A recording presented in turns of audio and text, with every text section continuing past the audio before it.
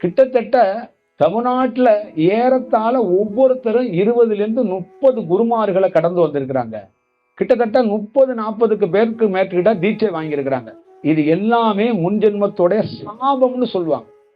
தீட்சை என்பதோ ஞானம் என்பதோ குரு கிடைப்பது என்பதோ இயற்கையா கிடைக்கணுமா?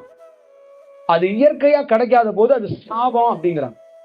இந்த சாபத்தோட வெளிப்பாட்டுல தான் நெட்டி சும்மா இருக்கு சொரிஞ்சு விடுங்க.